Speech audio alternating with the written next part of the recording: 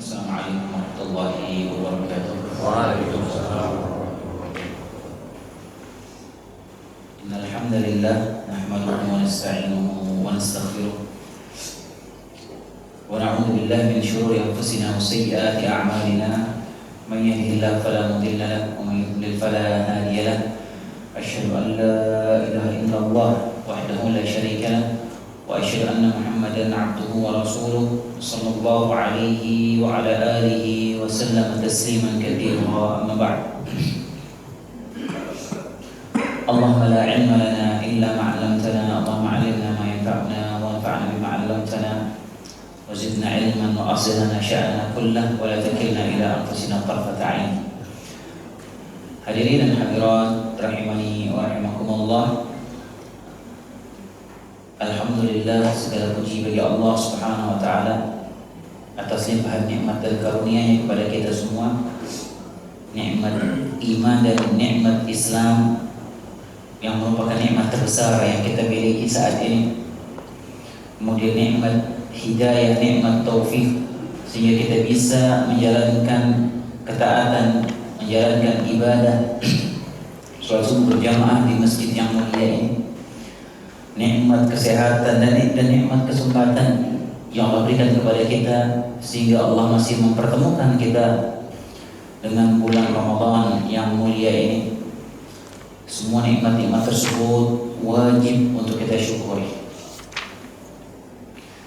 Karenanya tiada hentinya lisan kita mengucapkan alhamdulillah, bersyukur, memuji Rabb kita Rabbul Alamin atas segala nikmat yang Allah berikan kepada kita. Wa ma bikum min ni'matin fa min Allah.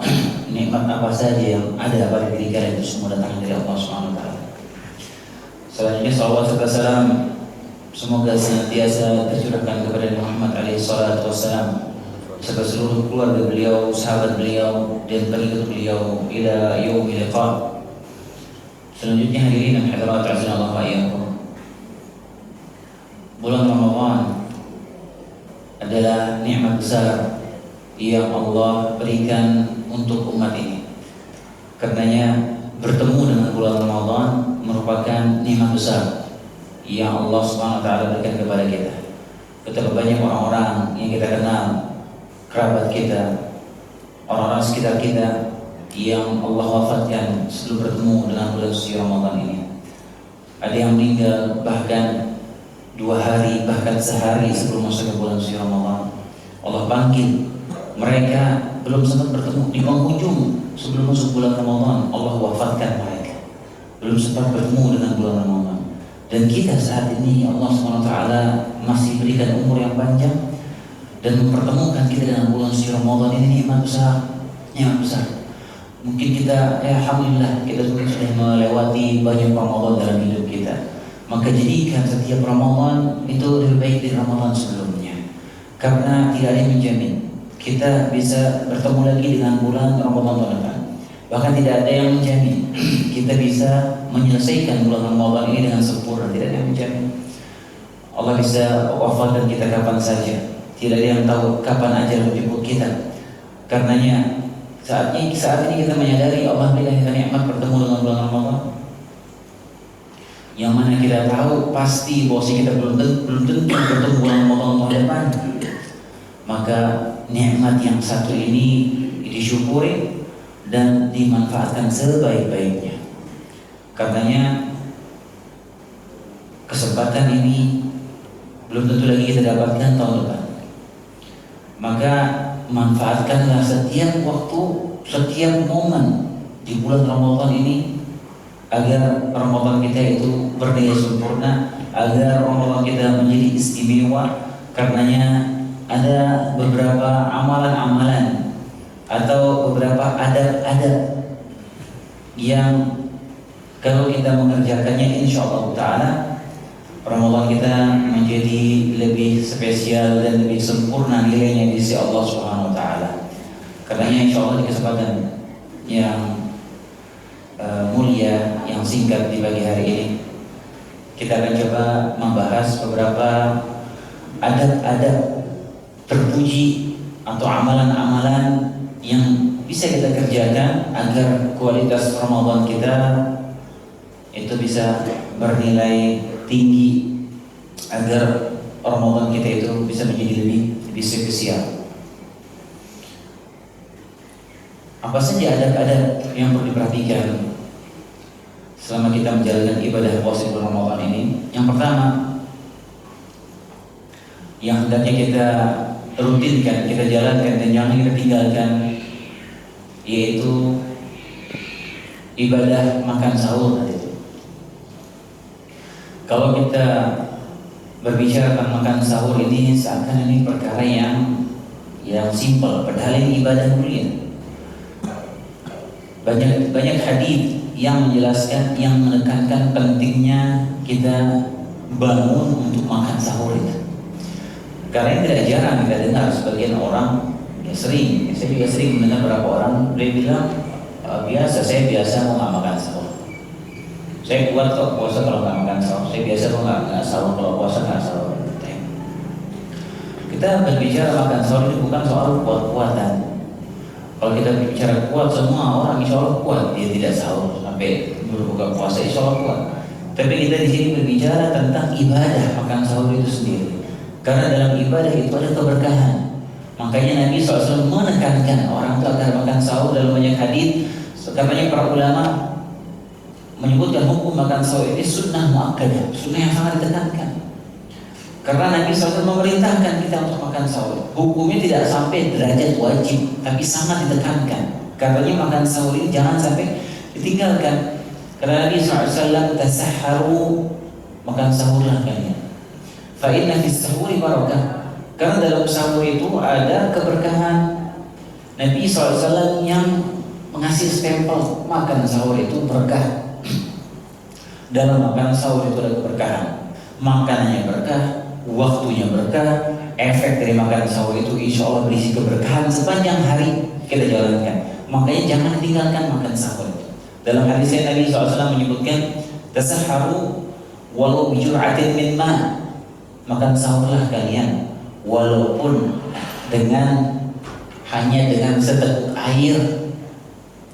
Seteguk air apa efeknya bagi kita? Seteguk air bikin kenyang juga enggak. Tapi Nabi perintahkan kita sahur walaupun pakai seteguk air. Kenapa? Karena seteguk air itu berkah.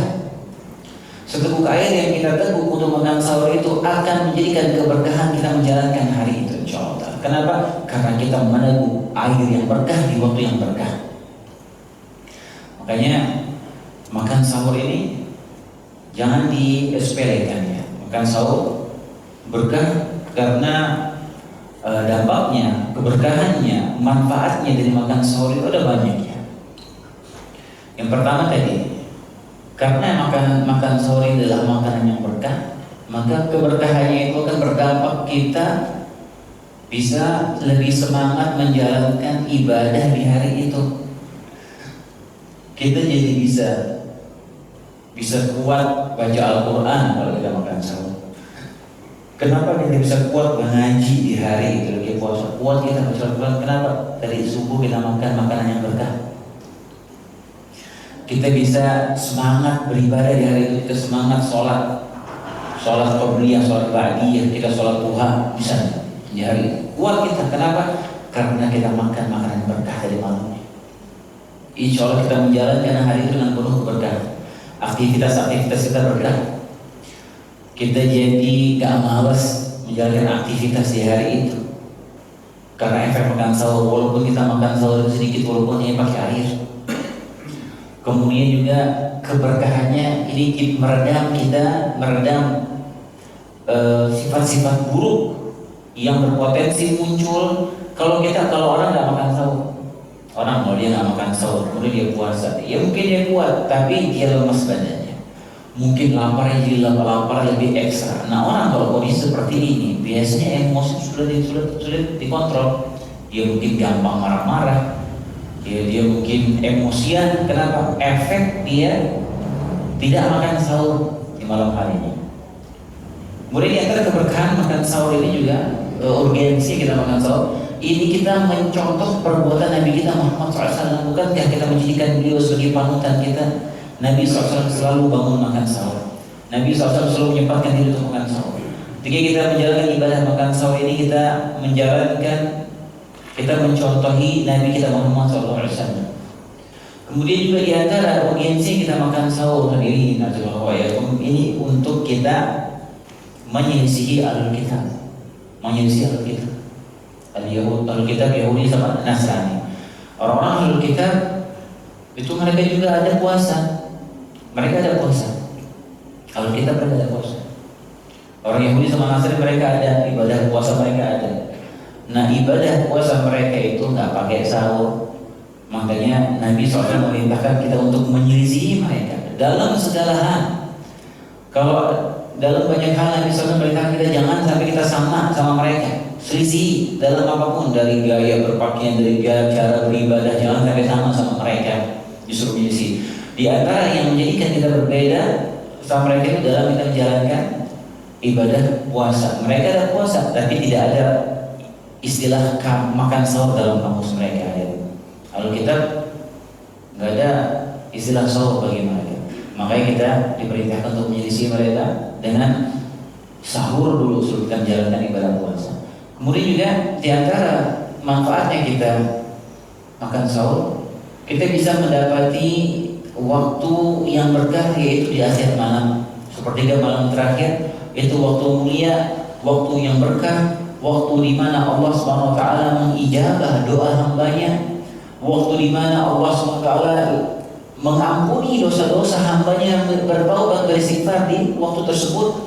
Makanya di sepertiga malam terakhir waktu kita makan sahur itu waktu mulia, waktu berkah. Allah Subhanahu wa taala mencari-cari hambanya, man yastaghfiruni fa'aghfir lahu, sampai minta ampun kepadaku maka aku akan ampuni dosa mereka, kata Allah Subhanahu wa taala. Man yad'uni fa'astajib lahu, siapa yang berdoa kepadaku akan aku ijabah doanya. Di momen itu sepertiga malam terakhir, di waktu sahar, di waktu orang makan sahur. Makanya ketika orang bangun sahur dia mendapati waktu itu. Karenanya hadirin azallahu iyyakum, kita kalau lagi sedang makan sahur, bangun sahur, ibu-ibu lagi nyiapin sahur buat keluarga, momen itu perbanyak istighfar. Ya, jangan nonton kuis, Pak. Kalau di acara TV, acara sahur macam-macam. Sahur nih, acara sahur sepertiga malam terakhir waktu mulia, acara joget-jogetan di TV. Itu kita disuguhin sama acara TV di Indonesia. Joget, kuis, berbaur, laki perempuan, dan itu di waktu mulai disuguhin acara-acara seperti itu. Matiin itu TV. Ya, lisan kita ini berzikir di momen itu. Ibu-ibu lagi nyiapin sahur, istighfar, astaghfirullah wa atubu ilaih. Itu waktu yang paling bagus untuk beristighfar. Karena Allah SWT berfirman menjelaskan bagaimana karakteristik orang bertakwa. Kata Allah SWT, "Wabil ashari hum yastaghfirun." Mereka itu di waktu sahar, di akhir malam, waktu sahur itu mereka selalu beristighfar. Itu orang-orang saleh, orang bertakwa. Dalam ayat wal mustaghfirina bil ashar, dan orang-orang yang selalu beristighfar di waktu sahar itu. Istilahnya untuk sahur itu. Orang-orang saleh penghuni surga, di antara karakteristik yang Allah sebutkan, mereka di waktu itu banyak istighfar. Makanya bangun sahur kita lagi mau persiapin mau makan, habis makan, ini lisan jangan berhenti beristighfar. Kita banyak dosa. Astaghfirullah wa atubu ilaih, astaghfirullah wa atubu ilaih. Ibu-ibu nyiapin sahur, ambil perbanyak istighfar. Itu waktu yang sangat cepat Allah ampuni dosa kita di momen itu.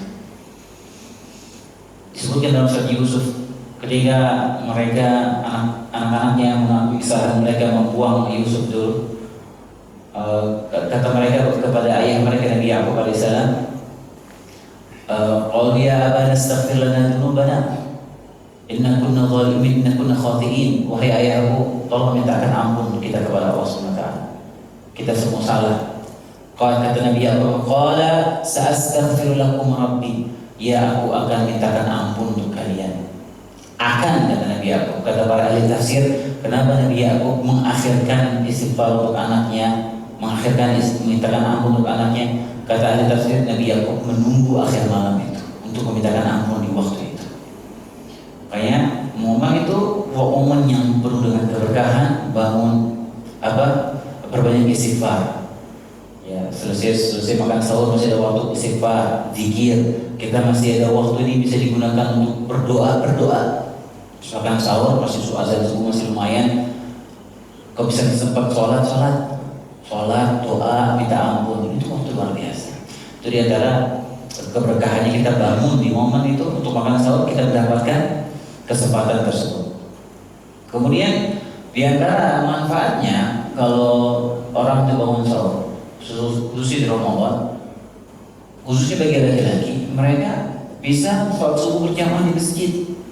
Makanya kita dapati di masjid-masjid kita, kalau bulan Ramadan subuh biasanya jamaahnya ramai. Nggak seperti biasanya, nggak seperti di luar Ramadan. Kenapa? Karena mereka bangun untuk makan sahur sehingga mereka bisa sholat berjamaah di masjid.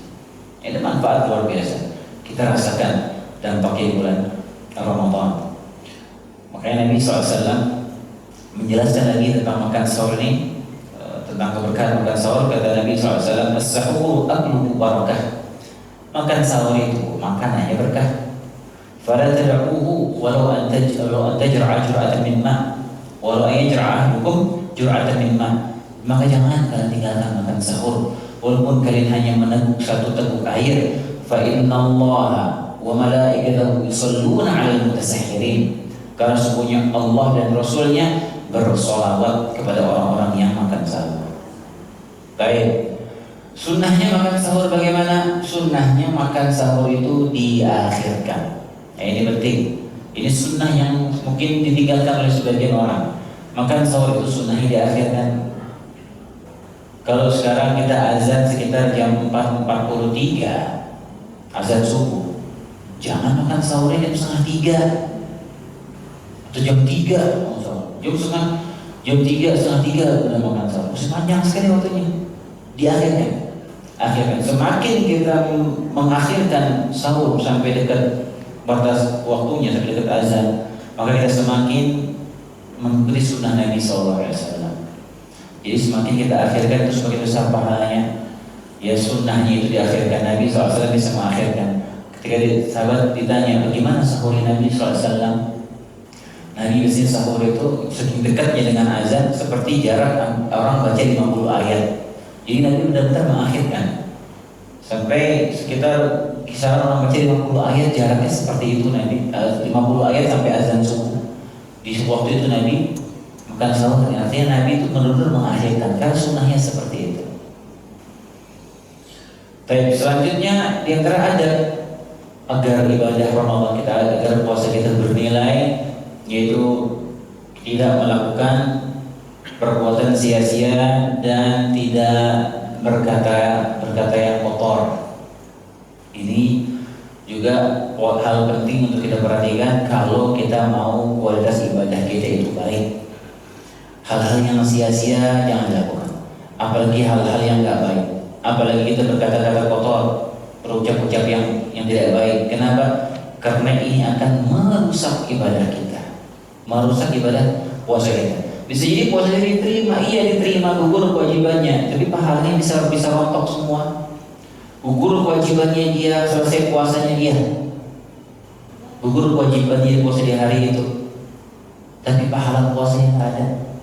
Jadi dia cuma dapat lapar sama haus doang di hari itu. Makanya Nabi SAW menyebutkan rubba sha'imin laisa lahu min siyamihi illa al-ju' wal 'atash. Betapa banyak orang yang berpuasa yang dia nggak dapat apa-apa dari puasanya kecuali cuma dapat lapar sama dahaga saja. Kenapa? Karena dia tidak memperhatikan adab ketika berpuasa. Karena dia melakukan hal-hal yang sia-sia, melakukan perkara-perkara yang bodoh, mengucapkan ucapan-ucapan yang tidak layak ketika puasa, akan merusak pahala puasanya. Kata Nabi SAW, as-siyamu junnah, puasa itu ibarat perisai bagi kita. Fala yarfud wa la yajhal, maka jangan kalian berkata-kata jorok, berkata-kata yang menjurus kepada ke hal-hal intim.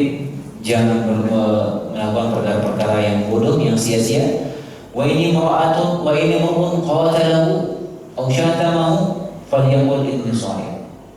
Kalau ada orang yang mencaci dia atau ngajak dia ribut, jangan diladeni. Cukup katakan apa? Saya sedang berpuasa. Sampai seperti itu. Nabi perintahkan kita agar kita menjaga puasa itu supaya tidak rusak. Walaupun ada orang yang mencaci maki kita, walaupun ada orang yang ngajak kita ribut, jangan diladeni. Dan dari cukup bilang saya sedang puasa. Kasih tahu ya saya sedang puasa. Saya nggak mau merespon, membalas Anda karena saya tidak mau merusak puasa saya ini. Rusak. Bila Nabi mereka apa? Ini soal saya puasa. Ya, jangan ditambah ya. Saya puasa. Tunggu nanti habis buka. Dia bilang saya sedang puasa. Ya orang ngaji maki mau saya dibalas. Ya biasanya kita hati-hati ke pancing. Ya di jalan atau apa lagi. Biasa orang lagi puasa ini gampang emosi. Apalagi kalau lagi cuaca lagi panas. Di Saudi itu kok lagi Ramadan kena lagi musim panas. Oh udah jadi pemandangan ini yang lumrah dan orang ribut di jalanan. Panasnya bukan main sih. Mana lapar lagi kan, apalagi kalau orang itu nggak sahur, kena panas lagi lapar keloncongan. Masalah sepele bisa ribut kan di jalanan. Iya pukul-pukulan ya di jalan. Emosi. Makanya saya ingatkan, kalau ada orang cari masalah, ngajak ribut, caci maki kita, jangan diladeni. Ya, walaupun mungkin antum badannya, masya Allah, badannya kayak petinju ya kan. Mungkin dulunya sudah hijrah ya, dulu tatoan, pada besar berhijrah sekarang. Kemudian diajak ribut sama orang cungkring misalnya, urus cungkring, diajak ribut caci maki. Antum tiup aja mungkin dia pingsan di baratnya. Jangan ladeni. Kenapa? Rusak puasa kita. Rusak. Apalagi kalau dia mengucapkan kata-kata kotor, kata-kata dusta, apalagi dia gibah, dia fitnah orang, lisan dari jaga. Jangan harap dia mendapatkan pahala puasa. Bahkan sebagian ulama berpendapat puasanya itu dia batal. Sebagian ulama berpendapat batal. Dia gibah, dia dusta. Sebagian ulama berpendapat puasanya batal, tapi yang wajib, yang benar puasanya nggak sampai batal. Dia puasa dia bohong misalnya, atau dia lagi puasa dia gibahin orang. Puasanya tidak sampai batal, tapi pahalanya nggak ada. Dia cuma gugur kewajibannya, tapi udah nggak dapat pahala di hari itu. Dia cuma dapat lapar doang di hari itu. Alhamdulillah. Makanya hindari ngobrol-ngobrol ya, kalau sudah kumpul ngobrol sana ngobrol sini, mulai nyerempet ngobrolnya itu, ngobrolin si fulan, ke bawah jadi gibah nggak sadar. Hati-hati, hindari seperti itu. Ya demikian juga perkara-perkara bodoh, perkara-perkara yang tidak layak dilakukan ketika Ramadan. Seperti dia tidak menjaga pandangannya misalnya. Jadi tidak menjaga pandangan. Jadi kita berpuasa itu bukan hanya kita menahan lapar sama menahan haus, menahan diri dari makanan sama minuman, dari berhubungan suami istri. Bukan itu saja. Kita puasa juga menahan diri dari hal-hal yang haram lainnya. Kita menahan diri dari melihat hal-hal yang haram, mendengar hal-hal yang haram, melakukan kaki kita ke tempat-tempat yang haram. Kita puasakan juga mata kita. Kita puasakan juga pendengaran, tangan dan kaki kita. Ditahan dari perkara-perkara yang haram. Kenapa? Kalau kita tidak jaga juga itu mata kita, lisan kita, maka sama aja puasa kita bakal rusak. Puasa kita bakal rusak. Terutama di zaman sekarang ini, hati-hati ya, yang berpotensi merusak puasa kita ya setan gepeng. Tahu setan gepeng? HP ini setan gepeng, setan itu. Setan gepeng benar-benar bikin kita berlumuran dosa. HP ini yang kita lihat maksiat aja. Kalau kita nggak menahan diri, yang kita lihat dosa semua, yang kita dengar dosa semua, yang kita ketik komentar, udah ngerusak puasa kita. Makanya kalau kita nggak kontrol ini HP, kita yang dikendalikan sama HP itu. Kita ini kalau kita tidak mengendalikan di HP, kita menjadi tuannya yang kontrol HP ini. Kita yang dikontrol sama HP ini. Kita yang dikendalikan sama HP kita. Kita nggak sadar 1,5 jam, 1 jam scroll semua kita lihat. Itu penyakit itu. Itu bikin candu. Lihat konten-konten receh orang-orang seluruh dunia bikin konten. Kita mau tongkrongin semua ngeliatin konten-konten mereka nggak ada habisnya ini. Seluruh dunia tuh bikin konten. Orang Indonesia aja berapa ya konten kreator, isi juga konten macam-macam, dari konten yang gak manfaat, konten-konten yang gak guna, konten maksiat, konten-konten yang merusak moral, macam-macam, baik dalam maupun luar negeri. Kita mau nongkrong itu semua scroll, lihat video ini habis itu bikin candu itu. Nggak terasa setengah jam, 1 jam hilang, kebuang sia-sia gara-gara melihat konten-konten receh seperti itu. Entah berapa banyak dosa yang kita kumpulkan dari kita membuka, dari entah yang kita dengar, yang kita lihat. Kalau di bulan Ramadan ini kita tidak melatih diri untuk mengendalikan semua itu, lalu gimana di luar Ramadan? Makanya bagaimana pentingnya madrasah Ramadan ini menggembleng kita jadi orang benar. Kalau kita manfaatkan Ramadan ini kita jadikan spesial dengan kita menjaga hal-hal seperti ini, kita melatih diri kita jauh dari hal-hal seperti itu, hal-hal sia-sia, hal-hal bodoh. Kita latih diri kita menjaga pandangan, menjaga lisan kita selama Ramadan ini. Kita latih diri kita bisa mengontrol HP ini. Lihat dampaknya setelah Ramadan. Makanya madrasah Ramadan ini madrasah yang luar biasa. Benar-benar kita digembleng untuk menjadi orang yang bertakwa kepada Allah Subhanahu wa taala. Maka kita juga melatih diri kita di Ramadan ini. Kalau bukan di Ramadan ini kita melatih diri kita seperti itu, lalu kapan lagi ya? Kapan kira-kira kalau nggak di Ramadan kita nggak bisa menahan diri dari hal-hal seperti itu? Di luar Ramadan nggak bisa, sulit.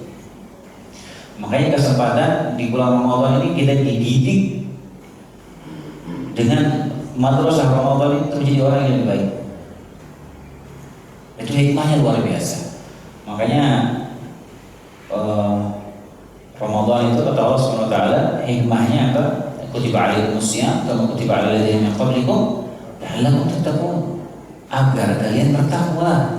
Ya kita dibikin supaya jadi orang bertakwa di madrasah Ramadan. Kita dikader untuk jadi orang bertakwa di sini. Maka manfaatkan momen Ramadan ini supaya kita menjadi orang benar. Itu hikmah yang sangat mendalam di syariat Ramadan, luar biasa ya. Kita ditarbiyah seperti itu, makanya kita latih diri kita. Kalau nggak sekarang kita melatih diri kita, lalu kapan lagi? Ya jaga ini mata, diganti, dibiasakan diri. Ya, ini mata, kalau kita nggak difilter semua kita lihat, itu hati kita sudah biasa kotornya dari kotor. Ya semua kita lihat langsung dia seperti panah yang menancap ke hati kita. Racun-racun terus masuk ke dalam hati kita melalui pandangan ini. Kalau Ramadan ini kita nggak bisa jaga, maka repot. Di luar Ramadan kita sulit lagi menjaganya. Baik. Kemudian ada yang berikutnya, hadirin assalamualaikum warahmatullahi wabarakatuh, yaitu kita memperbanyak bersedekah di bulan Ramadan. Banyak sedekah. Dan ini yang Nabi SAW ajarkan. Bagaimana beliau SAW itu adalah orang yang sangat dermawan, dan kalau masuk Ramadan beliau gencar lagi sedekahnya. Ibnu Abbas radhiyallahu ta'ala anhu menceritakan, "Kana Nabi sallallahu alaihi wasallam ajwadun nas." Adalah Nabi kita Muhammad SAW adalah orang yang paling dermawan. Ibnu Abbas mengatakan Nabi kita SAW adalah orang yang paling dermawan. Siapa yang membantah kedermawanan Nabi SAW? Orang yang paling dermawan. Sahabat mengakui Nabi itu orang paling dermawan. Nabi itu kalau mengeluarkan harta yang nggak tanggung. Nabi sering dapat harta banyak, tapi langsung habis terus sedekahkan. Makanya Nabi itu kadang nggak ada makanan di rumahnya. Kadang Nabi punya 100 unta beliau sedekahkan. Kadang Nabi nggak punya makanan di rumahnya. Nabi begitu dapat harta banyak, Nabi langsung infakkan. Bahkan Nabi punya baju, sahabat yang minta Nabi langsung buka dikasih sama Nabi SAW. Dan bagaimana dermawannya Nabi kita Muhammad SAW. Tapi dari Ibnu Abbas apa? Wa kana ajwadu ma yakun fi Ramadan. Dan Nabi SAW lebih dermawan lagi kalau masuk Ramadan. Kenapa? Karena Nabi tahu Ramadan itu berbeda dengan hari lainnya. Kesempatan beribadah itu tidak sama seperti di luar Ramadan. Bulan kasih sayang, bulan kedermawanan, bulan kita berempati kepada fuqara. Di bulan Ramadan dan pahalanya dilipat gandakan. Kalau kita berbicara keutamaan dan pahala bersedekah, kita butuh satu majlis, satu kajian sendiri untuk membahas. Karena terlalu banyak dalilnya. Keutamaan bersedekah di luar Ramadan, keutamaan sedekah itu sudah tidak terbantahkan. Terlalu banyak dalil dari Al-Quran maupun hadis yang menyebutkan keutamaan bersedekah itu luar biasa. Investasi akhirat, yang mana harta yang kita infakkan itu enggak diam begitu saja, dia akan berkembang. Seperti kita investasi di dunia, kita investasikan harta kita semakin bertambah, Allah SWT menerima infak kita dan Allah kembangkan, enggak dibiarkan begitu saja, terus berkembang semakin banyak itu harta kita sedekahkan, dikembangkan oleh Allah SWT, dikasih ke kita nanti di akhirat, sudah berkembang jadi besar. Makanya kita kalau berbicara bersedekah, berbagi kepada fuqara, berbagi kepada orang-orang miskin, menginfakkan harta kita untuk orang-orang lemah, zohirnya seakan-akan orang miskin yang butuh sama orang kaya, zohirnya seakan-akan orang fuqara, orang lemah butuh sama orang kaya. Itu kebalik. Ini pemahaman yang sangat kebalik. Kita yang butuh sama orang miskin tersebut tadi itu. Kita yang butuh sama mereka. Orang-orang kaya yang butuh sama orang miskin, orang lemah. Orang-orang lemah, orang-orang miskin begitu dia menerima bantuan dari orang kaya, menerima sedekah dari orang kaya, dia manfaatkan itu hartanya itu yang sedekah itu untuk keperluan dia, untuk keperluan keluarganya dia, selesai. Dan untuk uang itu dipakai untuk kebutuhan dia dan keluarganya, selesai. Yang orang kaya kasih itu yang dia terima udah selesai, kebutuhannya terpenuhi, udah selesai bagi dia. Tapi bagi orang kaya, bagi orang yang ngasih, itu dampaknya, manfaatnya di dunia dan akhirat terus dia continue efeknya. Subhanallah. Di akhirat sudah nggak terbantahkan lagi bagaimana dampaknya dia bantu orang miskin. Itu hartanya yang dia kasih akan Allah lipat gandakan nanti di akhirat sampai 700 kali lipat. Dikembangkan, dikasih ke dia nanti. Harta yang disedekahkan menjadi naungan diri pada mahsyar. Kullu imrin tahta dhilli sadaqatihi yawmal qiyamah hatta yufsal bainan nas. Kata Nabi SAW, setiap orang itu di bawah naungan sedekahnya pada hari kiamat di padang mahsyar, pada saat kepanasan. Di padang mahsyar, orang yang banyak sedekah akan dinaungi sama sedekah-sedekah. Belum lagi dia mendapatkan itu dan balasnya sudah berlipat ganda. Itu di akhirat. Di dunia orang yang sedekah akan dimudahkan urusannya Allah SWT. Pasti urusannya akan dimudahkan. Karena apa? Karena dia memudahkan urusan orang. Allah akan masukkan kebahagiaan dalam hatinya. Orang yang banyak sedekah hatinya lapang. Orang yang banyak bantu orang lain, dia akan bahagia hatinya. Kenapa? Dia selalu masukkan kebahagiaan dalam hati orang. Orang yang banyak sedekah, Allah akan jaga dia dari bala musibah. Allah akan berikan dia kesehatan. Allah akan lancarkan rezekinya di dunia. Dan berbagai macam kenikmatan yang Allah balaskan untuk dia di dunia bagi orang yang bersedekah. Makanya kita atau orang-orang yang bersedekah itu lebih butuh kepada orang miskin. Mereka butuh sama mereka. Jadi jangan kebalik, jangan kira orang miskin butuh sama orang kaya lah. Kita yang butuh sama mereka. Manfaat itu jauh lebih besar, kita yang ngasih itu manfaat kita rasakan lebih besar daripada mereka yang terima bantuan kita. Lain lagi kalau mereka mendoakan kita, fal tunsaruna illa bi du'afaikum. Tidaklah kalian ditolong, kata Nabi SAW, tidaklah kalian ditolong kecuali karena doa orang-orang lemah di antara kalian. Mereka kalau kita kasih itu mereka doanya ikhlas. Ketika Allah kasih orang, ya Allah semoga lancar rezekinya, ya Allah semoga Allah balas, ikhlas mereka mendoakan. Kita ditolong sama doa-doa mereka itu, orang-orang seperti itu. Dan Ramadan ini kesempatan itu luar biasa. Di Allah akan lipat gandakan balasannya. Maka mau Ramadan kita spesial, Ramadan kita lebih bernilai, manfaatkan momen-momen Ramadan ini dengan memperbanyak sedekah. Perbanyak sedekah di jalan Allah Subhanahu wa taala. Ada peluang sedekah, sedekahkan harta. Ya walaupun kecil akan berkembang di sisi Allah Subhanahu wa taala. Kita bisa manfaatkan Ramadan untuk meningkatkan bersama kita. Di antaranya apa? Berbanyak sedekah. Kemudian selanjutnya hadirin azallahu ayyakum, ada atau amalan kita saat berpuasa yaitu membaca Al-Quran. Membaca Al-Quran ini juga jangan disia-siakan. Ramadan bulan Al-Quran. Ramadan adalah bulan di mana Allah menurunkan Al-Quran. Makanya Nabi SAW belajar Al-Quran sama Jibril itu setiap Ramadan.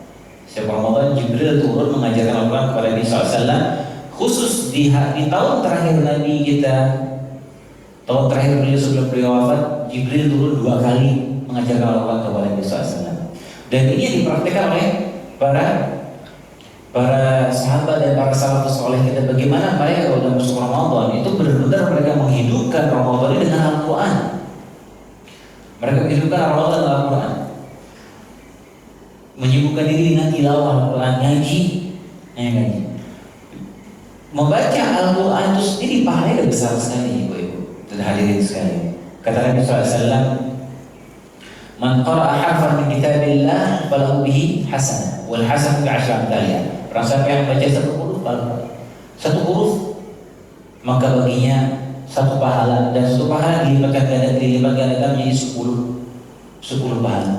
Jadi satu huruf kita baca itu 10 pahalanya. La aqulu alif lam mim harfun, kata Nabi SAW menceritakan hadisnya, aku tidak mengatakan alif lam mim satu huruf, walakin alifun harfun, wa lamun harfun, wa mimun harfun. Tapi alif satu huruf, lam satu huruf, mim satu huruf. Jadi orang baca alif lam mim 30 pahalanya. Alif lam mim. Bagaimana kalau dia baca satu halaman? Bagaimana kalau dia baca satu juz?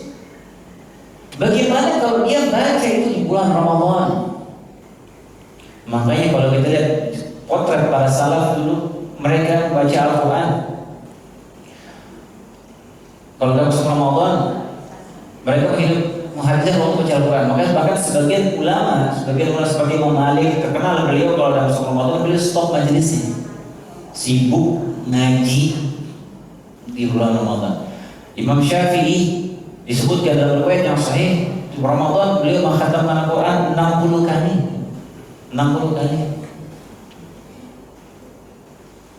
60 kali beliau hafal selama bulan Ramadan. Kita 2 tahun aja nggak hatam-hatam.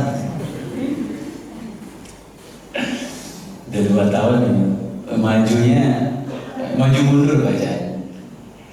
Nah, kita kalau tidak targetkan, maka sulit. Makanya kalau bisa bikin target Ramadan ini. Target ya minimal usahakan 1 kali aja kata Ramadan, 1 kali dulu. Enggak usah muluk-muluk. Kita nggak seperti para salaf kita, ya mereka berkali-kali hatam sama Ramadan. Kita sekali aja selama Ramadan ini hatam coba Al-Quran. Nah kalau kita mau hatam nggak pakai target maka sulit. Apalagi ibu-ibu, kita tahu ibu-ibu banyak kegiatannya, lebih berat. Ibu-ibu puasanya berat dibanding kita laki-laki. Biasanya beliau ibu-ibu berat, nyiapin sahur, siang harus masak, ngurus anak, ngurus suami, belum punya pin berbuka, karena banyak tersita. Makanya buat target. Yang bagusnya itu buat target dari subuh sampai syuruk, sampai terbit matahari. Kalau bisa di situ digeber. Habis subuh duduk sampai terbit matahari. Insya Allah setengah juz sudah dapat kita. Lebih dari itu mungkin bisa. Ntar istirahat. Habis syuruk 10 menit, 15 menit sholat duha, istirahat. Ntar mungkin sebelum zuhur ada waktu buka lagi Al-Quran. Habis zuhur kan nggak nyiapin makan siang, baca lagi. Besok kalau sore mulai masak-masaknya. Insya Allah udah selesai 1 juz sehari.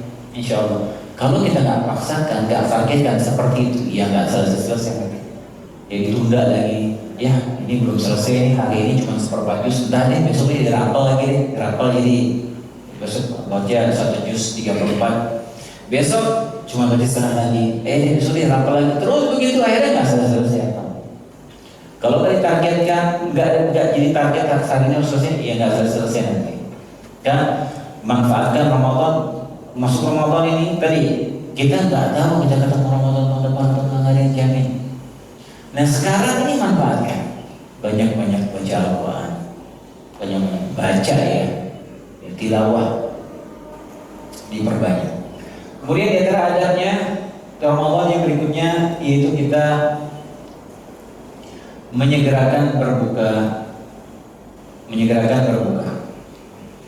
Tadi kita sebutkan kalau sahur diakhirkan. Nah kalau berbuka sunnahnya apa? Disegerakan berbuka. Jadi patokannya ya matahari terbenam. Patokan matahari terbenam. Kapan waktu orang berbuka kita matahari terbenam? Bukan azan maghrib ya. Azan maghrib itu patokannya matahari terbenam. Kapan orang azan maghrib? Kalau dia sudah memastikan matahari sudah terbenam. Nah, kalau misalnya kita lagi di pantai nih lagi melihat sunset, betul-betul kita lihat matahari sudah tenggelam, maka boleh kita berbuka puasa, walaupun belum kedengaran azan, karena patokannya matahari terbenam. Nah, begitu waktunya azan, segera diputuskan puasanya, jangan ditunda-tunda. Karena Nabi SAW, la yazalun nas bi khairin ma'ajilul fitr. Manusia itu senantiasa berada dalam kebaikan selama mereka menyegerakan berbuka puasanya. Yang juga diantara bentuk kita menyelisih ahlul kitab, bentuk kita menyelisih puasanya ahlul kitab, kita menyegerakan puasa. Ahlul kitab mereka nggak sahur, habis itu buka puasanya mereka ditunda lagi.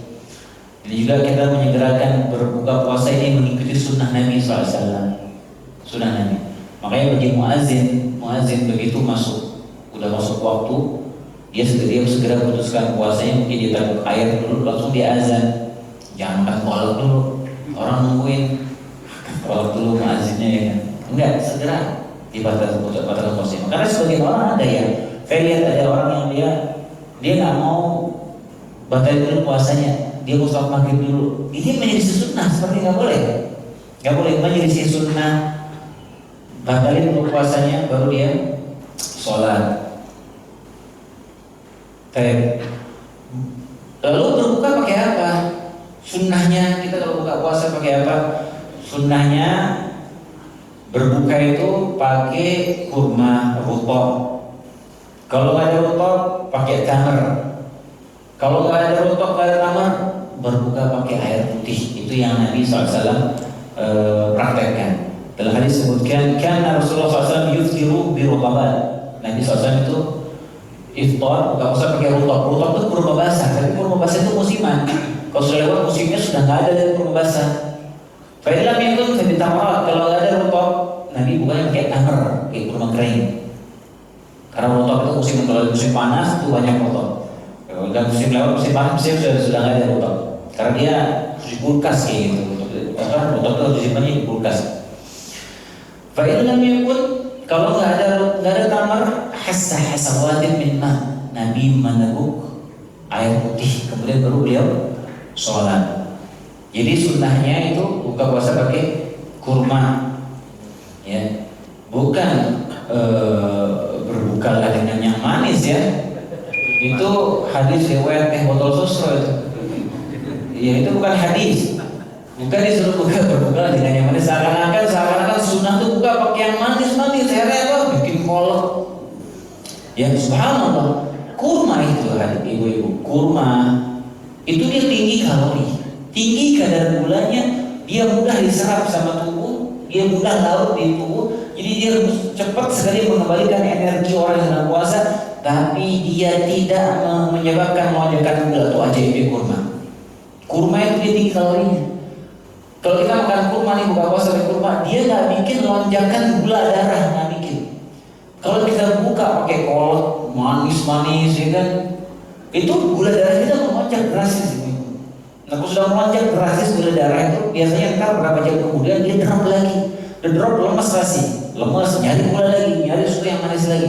Tapi kurma, ajaibnya dia tinggi kalori, tapi dia tidak bikin kelonjakan gula darah. Ini hasil penelitian modern. Karena dia penelitiannya ada yang menyampaikan seperti itu kurma. Makanya Nabi itu berbuka pakai kurma, dia cepat diserap sama tubuh, kembalikan energi, tapi dia tidak bikin lonjakan gula darah. Subhanallah.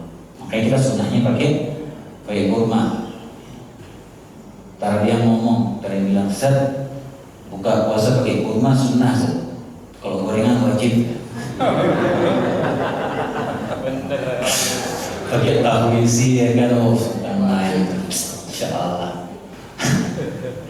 Tapi sunahnya kurma ya. Ya. Baik.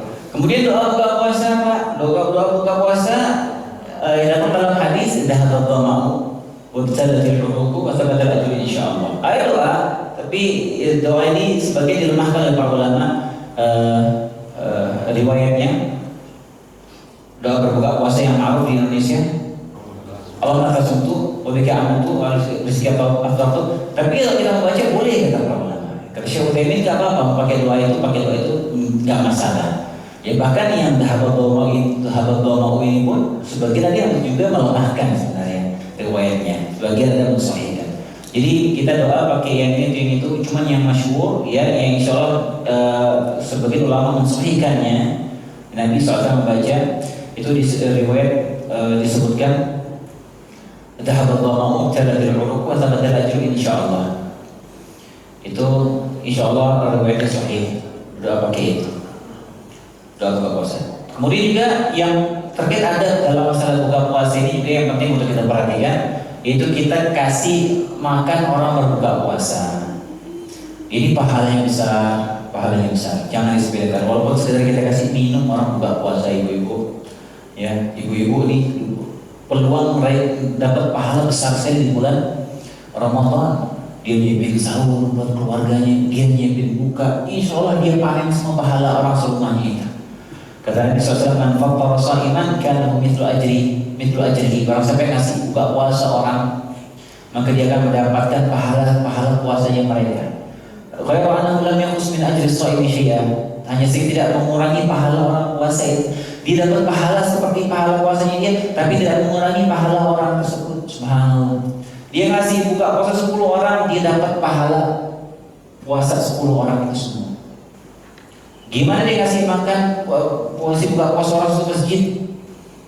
Walaupun sekedar bagi ayat, dia dapat pahalanya. Mungkin kita perlu diperhatikan agar kita dapat pahala bantu orang berbuka puasa. Kemudian yang sedikit lagi, yang selanjutnya ada yang perlu kita perhatikan ketika puasa Ramadan ini, kita bulan Ramadan, yaitu sholat tarawih. Ini juga jangan sampai bolong, jangan tinggalkan. Cukup udah 11 bulan kita santai-santai. Cukup 11 bulan kita santai. Coba kita jadikan badan kita ini letih untuk Allah di bulan Ramadan ini saja. Berdiri sholat. Cukup coba sebulan saja kita letihkan badan kita ini untuk Allah SWT. Cukup 11 bulan kita santai sudah. Di bulan ini kita meletihkan badan kita untuk Rabbul Alamin. Berdiri sholat tarawih, jangan ditinggalkan.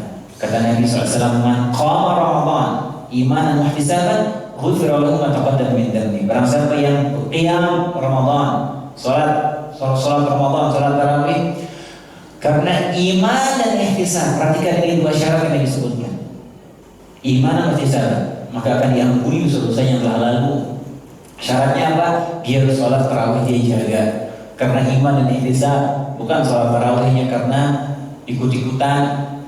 Ya, bukan sholat tarawihnya karena nggak enak orang di rumah sholat tarawih semua, saya nggak malu nggak sholat sendiri. Enggak, dia sholat tarawih karena iman kepada Allah. Ini Allah yang perintahkan saya. Ini perintah Allah. Ini perintah Nabi kita Muhammad SAW. Saya mengimani dan dia bisa. Dia mengharapkan pahala. Dia mengimani pahala, janji pahala yang Allah sampaikan, dan dia mengejar pahala tersebut. Itu ihtisab. Dia mengejar itu pahala. Kalau orang dia puasa dan dia tarawih dengan dua syarat tadi, insya Allah akan diampuni dosa-dosanya yang telah lalu. Kemudian juga perlu diperhatikan terkait sholat tarawih ini, usahakan sholat tarawih itu sampai selesai sama imam. Man qama ma'al imam hatta yansharif kutiba lahu qiyamul lailah. Barang siapa yang sholat tarawih berjamaah sama imam sampai selesai witir, maka dia akan tercatat seperti sholat semalam suntuk pahalanya. Jadi seakan-akan dia sholat sampai subuh gitu. Syaratnya apa? Dia stay sholat sama imam sampai selesai witir. Jadi jangan sebagian orang sudah masuk waktu witir dia pergi. Mungkin niatnya mau sholat witir tengah malam. Jangan, sholat witir sama imam sampai selesai. Urusan nanti dia mau sholat lagi silahkan, nggak masalah. Tapi jangan witir lagi. Kan tidak boleh sholat witir 2 kali dalam satu malam, nggak boleh. Tapi kalau dia mau sholat lagi setelah itu boleh, silahkan. Yang penting dia berjamaah sama imam sampai selesai witir. Nah mungkin nanti sebelum sahur dia mau sholat lagi, sholat tahajud, silahkan, nggak masalah. Tapi jangan witir lagi. Sayang ditinggalkan itu. Hanya saja dia ingin sholat witirnya belakangan, dia tinggalkan witir sama imam, dia nggak dapat pahala itu. Pahala sholat semalam suntuk itu dia lewatkan. Makanya ini penting, ya perhatikan. Itu urusan kita mau sholat nanti malam lagi silahkan. Tapi usahakan kita berjamaah sama imam sampai witir. Kemudian bagi para wanita, ibu-ibu yang kalau mau sholat tarawih di berjamaah di masjid boleh, tapi perhatikan adab-adabnya. Ya, jangan mau sholat tarawih di masjid kayak mau fashion show, kayak bulu mata palsu, ya kan? Ada kayak gitu, sholat tarawih pakai bulu mata palsu, pakai parfum, ya kan? Pakai lipstick. Ya Allah, mau tarawih mau kemana? Jangan, ya jangan bersolek, izin sama suami, jangan pakai wangi-wangian, berhindari dari jalur ramai laki-laki, hindari. Makanya kalau pada situ pintu perempuan sana, pintu laki-laki izin dipisahkan biar tidak berbau, gak masalah. Bahkan Nabi SAW melarang laki-laki melarang istri ke masjid. La tamna'u ima Allah masajid Allah. Jangan kalian larang wanita-wanita kalian, istri-istri kalian untuk pergi ke masjid. Tapi kata Nabi SAW apa? Wa buyutuhunna khairul lahunna. Tapi rumah mereka lebih baik dari mereka. Lebih baik kalau itu sholat di rumah. Tapi kalau dia mau sholat di masjid, silahkan boleh. Mungkin dia kalau mau sholat di rumah nggak khusyuk, dia banyak anak kecil digerejokin sama anaknya misalnya. Atau mungkin kalau dia mau sholat di rumah hafalannya cuma 3 kul, ya kan, jadi susah mau khusyuk sholat. Akhirnya sholat di masjid aja deh biar enak gitu. Sholat sendiri di rumah hafalan nggak ada, silahkan. Ya tapi diperhatikan adabnya. Kemudian yang terakhir, adab kita ketika berpuasa, hadirin sekalian, itu kita memperbanyak berdoa kepada Allah SWT. Karena bulan Ramadan yang tersendiri ini adalah momen kita dijabah doa. Ditambah lagi momen kita ketika kita berpuasa, ini adalah momen yang mustajab doa insyaallah taala. Jadi kata Nabi SAW, ada 3 doa yang tidak tertolak. Da'watul walid, doa orang tua untuk anaknya. Wada'watus sha'im, doa orang yang sedang berpuasa. Wada'watul musafir, dan doa orang yang musafir. Nah kita Ramadan ini di waktu manapun itu mustajab doa insyaallah. Kita lagi sedang puasa, berbanyak doa. Wabil khusus menjelang kita berbuka itu berbanyak doa sunnah, di situ banyak doa di situ. Kenapa? Karena kita lagi di puncak-puncaknya lapar, lagi di puncak-puncaknya badan kita ini lemes. Karena kita beribadah kepada Allah SWT. Kita sudah seharian menahan lapar, menahan haus untuk Allah. Badan kita lemas untuk Allah. Di momen seperti itu, di puncak-puncaknya, kita minta sama Allah SWT. Insya Allah cepat dijabah. Insya Allah cepat dijabah doa kita. Makanya sebelum buka puasa itu, banyak-banyak doa. Kita boleh di Masjid Nabawi, di Masjidil Haram, orang buka puasa bareng rame-rame gitu. Sebelum azan maghrib coba perhatikan, orang pada berdoa semua tuh. Karena itu lagi mustajab waktu itu. Nah di luar itu pun lagi sedang puasa, di jam manapun itu insya Allah kita diijabah doa kita dalam puasa. Allah Ta'ala, demikian bisa kita sampaikan. Kurang lebihnya saya mohon maaf. Mungkin jika ada yang bertanya, 1 atau 2 pertanyaan. Baik, hadirin yang dirahmati Allah SWT, demikianlah kajian kita pada kesempatan hari ini yang mengangkat tema amal-amal yang bisa dikerjakan supaya puasanya kita bisa berkualitas baik. Silakan teman sekalian yang mau bertanya, yang barangkali kurang paham ataupun bisa menanyakan pertanyaan yang lain. Silakan, ada? Silakan.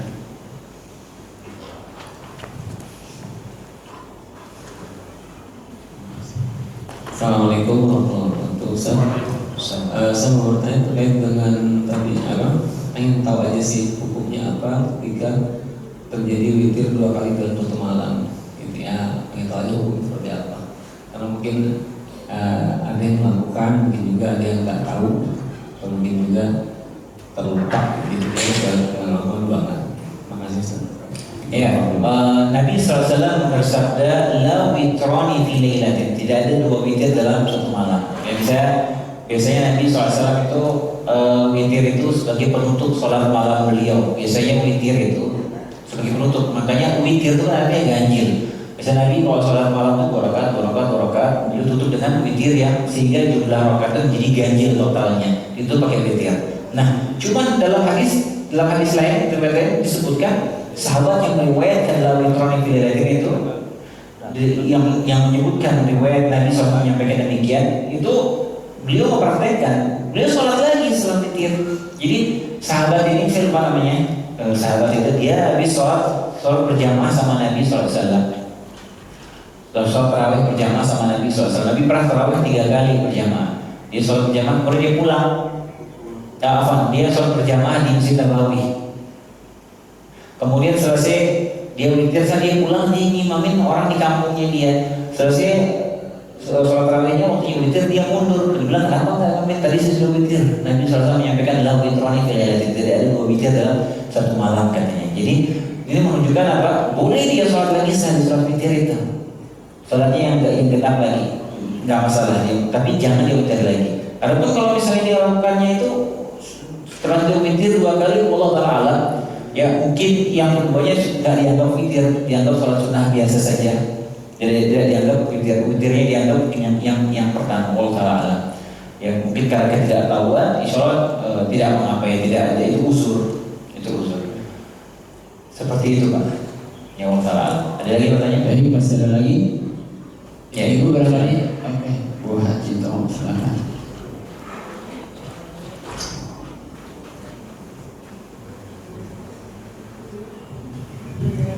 Assalamualaikum warahmatullahi wabarakatuh. Pak Ustaz, tadi waktu bicara mengenai sholat syuruk. Kalau sholat syuruk itu umpama di rumah sendiri, kemudian tidak pergi ke masjid, habis subuh itu kemudian kita zikir atau membaca Al-Quran. Tapi kalau sudah pada waktunya syuruk, kita mau sholat syuruk, itu boleh enggak? Masalahnya tidak berjamaah. Terima kasih. Assalamualaikum warahmatullahi wabarakatuh. Waalaikumsalam warahmatullahi wabarakatuh. Jadi begini Bapak-bapak dan Ibu sekalian, terkait masalah sholat syuruk itu ya. Syuruk itu istilah sholat syuruk. Sholat syuruk itu sebenarnya hakikatnya sholat duha ya. Sholat syuruk itu hakikatnya sholat duha. Dia bukan sholat khusus sendiri yang namanya sholat syuruk, bukan. Itu cuma istilah yang disebutkan oleh para ulama. Ya tidak ada Nabi SAW menyebutkan istilah sholat syuruk, tidak ada. Itu cuma istilah yang ulama menyebutkan istilah sholat syuruk itu karena ada rangkaian ibadah sebelumnya sehingga dia bersambung. Makanya disebutkan oleh para ulama syaratnya orang itu dikatakan sholat syuruk. Sebelum kita berbicara tentang derajat hadisnya ya, derajat hadisnya sebagian ulama menganggap derajat hadis sholat syuruk itu dhaif jiddan. Ini saya sampaikan aja di sini. Sebagian besar mayoritas ulama menyatakan sholat syuruk itu yang hadis tentang istilah hadis yang membahas tentang yang disebut oleh para ulama sebagai sholat syuruk itu sebagian ulama mayoritas ulama ahli hadis menyatakan itu riwayat dhaif jiddan, sangat lemah. Ya sebagian ada yang menghasankan, hadisnya tentang sholat syuruk itu. Nah sholat syuruk itu apa sih? Itu ada rentetannya. Orang dikatakan di sholat syuruk itu syaratnya dia itu harus sholat subuh berjamaah di masjid. Sholat subuh berjamaah di masjid. Kemudian dia berdiam diri di masjid itu menyibukkan diri dengan zikir atau majelis ilmu seperti ini. Dia tidak melakukan hal yang sia-sia. Mungkin dia baca Al-Quran, dia ngaji sampai terbit matahari, atau dia duduk di majelis ilmu seperti ini. Ya intinya dia berdiam diri di masjid, melakukan hal-hal yang positif sampai terbit matahari, sampai matahari naik sedikit. Ya ini perlu ya sebagian ada jamaah di masjid itu mesti salah mempraktekkan ini. Begitu waktu syuruk, masuk waktu syuruk langsung pada bangun sholat. Belum boleh sholat di situ, itu terlarang masih. Gak boleh. Waktu matahari sedang terbit itu masih terlarang, gak boleh. Makanya kapan orang mulai boleh sholat keluar dari waktu terlarang itu ketika matahari sudah agak meninggi sedikit, sekitar 10-15 menit setelah waktu syuruk. Syuruk, saya sekarang jam 5.57 kalau tidak salah, 10 menit 15 menit setelah itu baru boleh sholat. Nah rentetan itu dah ketika orang melakukan dia selesai berjamaah di masjid, kemudian dia menyibukkan diri dengan berzikir, atau baca Al-Quran, atau majelis ilmu seperti di masjid. sampai terbit matahari 10-15 menit baru dia sholat 2 rakaat. Ulama ngasih istilah orang yang seperti itu rangkaiannya disebut dengan istilah sholat syuruk. Hakikatnya apa? Itu dia sholat duha di awal waktu. Hakikatnya apa? Dia sholat duha di awal waktu. Nah, yang menjadi perselisihan para ulama hadis yang menyatakan orang yang mempraktikkan seperti itu dia akan mendapatkan pahalanya sempurna itu yang sebagian ulama mendhaifkan riwayatnya seperti itu. Jadi kalau di rumah itu ya bukan yang sholat syuruk namanya, jadi dia lebih sholat duha biasa itu nggak masalah. Mau dia menamakan sholat syuruk ketika dia sholat di masjid atau sholat di rumah sama aja, hakikatnya dia sholat duha. Bedanya sholatnya itu dia di awal waktu, yang menjadikan itu beda istilahnya karena ada janji pahala tadi itu seperti pahala haji. Itu makanya ulama ngasih istilah sholat syuruk namanya dengan rentetan seperti itu ya. Tapi sebagian mengambil riwayatnya sangat lemah itu. Jadi sholat duha aja sama aja sholat duha seperti itu. Semoga bisa dipahami ya penjelasan dari Allah Taala. Baik, masih ada? Kalau di sambung duha lagi boleh di rumah? boleh. Jadi range-nya itu, rentang waktunya itu dari sejak tadi matahari ada meninggi sedikit sampai kira-kira 10 menit sebelum zuhur. Nah itu boleh kita sholat duha walaupun terpisah ya. Mungkin di awal waktu kita sholat nih, ya di sini kita sholat syuruk, misalnya sholat duha awal waktu. Nanti jam 10 kita sholat lagi boleh, samanya kita sholat duha. Semua itu di waktu itu sholat duha. Dia disyariatkan kita sholat di waktu itu. Allah Ta'ala. Assalamualaikum warahmatullahi wabarakatuh. Tanya Pak Ustaz, tadi yang syuruk ya saya udah jelas. Jadi kalau misalnya syuruk itu dilaksanakan di masjid ya. Kalau di rumah kita langsung duha aja. Iya. Nah kalau misalnya syuruk itu kita dilaksanakan 2 rakaat di masjid seperti sekarang ini. Nah terus di rumah kita udah niat nih mau 8 rakaat misalnya. Jadi tinggal 6 rakaat atau bagaimana? Ini kembali ke pembahasan batasan sholat, batasan rakaat sholat duha. Ini ada khilaf di kalangan para ulama, ada khilaf. Ya sebagian ulama berpendapat nggak boleh lebih dari 8 rakaat sholat duha. Sebagian berpendapat 12 rakaat, sebagian berpendapat nggak ada batasannya. Karena Nabi SAW ketika dalam sebuah hadis sholatul laili matna dalam riwayat sholatul laili wan nahari matna. Sholat malam dan sholat siang 2 rakaat. Nabi tidak menyebutkan batasannya. Sebagai ulama yang membatasi jumlah 8 rakaat karena itu yang Nabi SAW praktekkan. Nabi pernah sholat 8 rakaat dalam riwayat, tidak pernah diriwayatkan Nabi sholat lebih dari itu ketika sholat duha. Tapi kalau kita merujuk ke riwayat yang tadi itu sholatul laili matna dan sholat siang dan sholat malam itu 2 rakaat, Nabi tidak menyebutkan limitnya. Akhirnya sebagian ulama berpendapat kalau sholat duha sama sholat malam itu emang nggak ada batasannya. Karena sholat malam nih kita sholat 2 rakaat mau sampai 30, 33, 34 silahkan. Kita kuat mau sholat sampai 40 rakaat silahkan. Ya yang lebih kuat tidak ada batasannya. Hanya saja di ending itu tuh pakai witir. Ya ini kembali ke khilaf dalam masalah itu, Ibu. Jadi boleh saja Ibu misalnya sholat di sini. Nanti gue lanjut ke rumah lagi, sholat lagi 2 rakaat, sholat dia kan sholat silakan. Tidak apa. Berarti kita bisa meniatkan 8 rakaat, misalnya.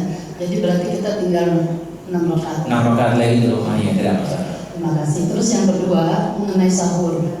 Tadi kan sesuai dengan sunnah Rasul, kan kalau bisa kita sahur batasi 50 ayat ya. Akhirkan ya. Jadi ternyata keburu aja nih Pak Ustaz. Apakah kita teruskan sampai habis makan kita atau kita berhenti? Ya, ini juga ya banyak yang sebagian orang bermudah-mudahan dalam masalah ini ya. Ingat, yang jadi catatan kita Allah Subhanahu wa taala sudah kasih kita limit waktu. Fakulu washrabu hatta yatabayyana lakum al-khaytul abyad min al-khaytil aswad min al-fajr. Makanlah dan minumlah kalian sampai nampak garis benang putih dia dari benang hitam di waktu fajar.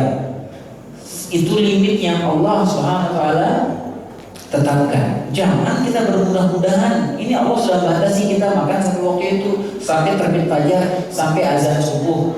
Ya, sebagian ulama ada yang mengasih rukhsah itu yang yang ada nih, dia masih yang dia punya ini segera diselesaikan, yang ada di tangannya dia diselesaikan, dia minum selesai. Jangan terus bermudah-mudahan ya kan, udah azan coba sambal bikin ulang lagi. Ada hadisnya nggak apa-apa, habis itu dimakan. Ya kalau piringnya segini gimana? Nggak boleh. Allah sudah kasih limit. Begitu azan sudah yang di mulut dia telan, dia minum selesai. Ya. Jangan tak kerupuk lagi, kerupuk mana kerupuk lagi. Nggak boleh ya. Itu kita menyelisih ayat Al-Quran. Allah sudah kasih limit batasan segitu. Jangan ada di tangan aja ya. Ya yang di tangan saja langsung segera selesaikan ya. Jangan terus berbulan-bulan santai. Bahkan ada saya dengar ya kisah di sebagian pondok pesantren ya. Pak Ustadznya masih dari jam makan nih, udah waktu azan bilang, udah jangan azan dulu, jangan azan dulu. Nah terus kita belum minum vitamin misalnya, itu nggak boleh. Sebaiknya itu makanan di stop, yang ada di mulut langsung ambil vitamin, minum langsung segera diminum. Jangan kita bermudah-mudahan dalam masalah ini. Itu batal puasa kita di urusannya. Kita bermudah-mudahan dalam masalah itu. Allah sudah kasih limit. Ya sebagian orang yang karena ada riwayat ada selesaikan makanannya, tapi ulama sebagian memaknai berbeda. Ini karena menyelisih Al-Quran. Jadi yang sebagian ulama memaknai hadis itu yang ada di tangan sih selesaikan segera. Sudah azan ya. Jangan terus bermudah-mudahan yang ada di tangannya masih sebungkus di padang. Ya. Satu lagi Pak Ustaz, taraweh. Ya, kan sesuai dengan ajaran Rasul, itu kan dua 4 kali sama terakhir witir. Nah, kita di rumah tuh kadang-kadang kan perempuan kan saya lebih senang sholat di rumah taraweh. Ya. Nah, misalnya kalau kita sholat 4-3 bagaimana hukumnya? Nah ya, ini juga dibahas oleh para ulama. Ya, ini panjang lagi karena ngejelasin ini.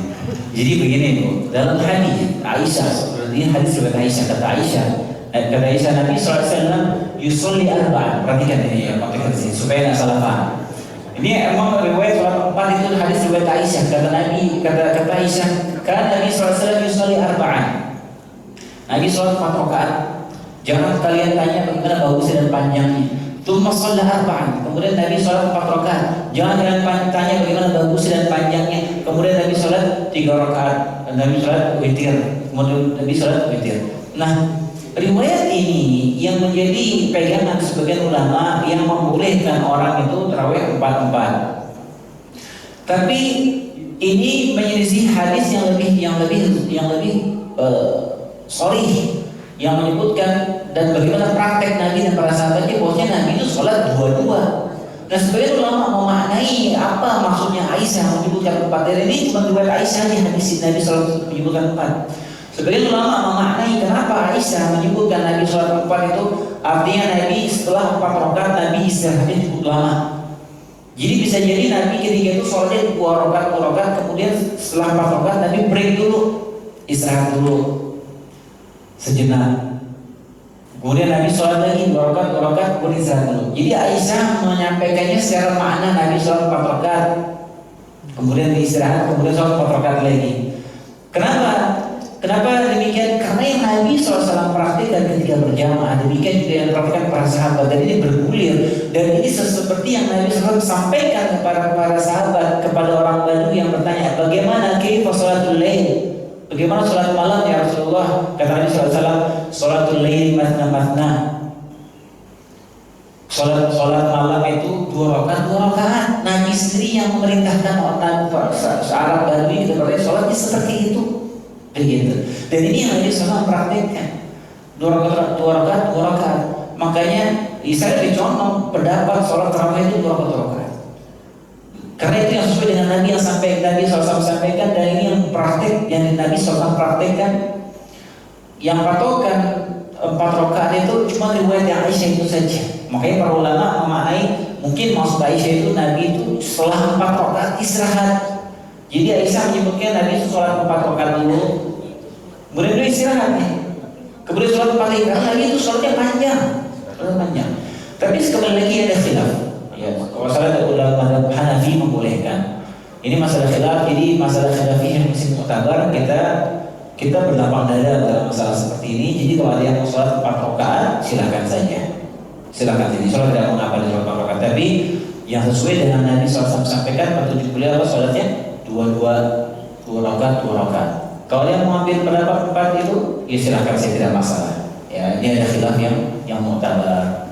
Wallahu ta'ala alam. Tapi ini ada ayatnya nih.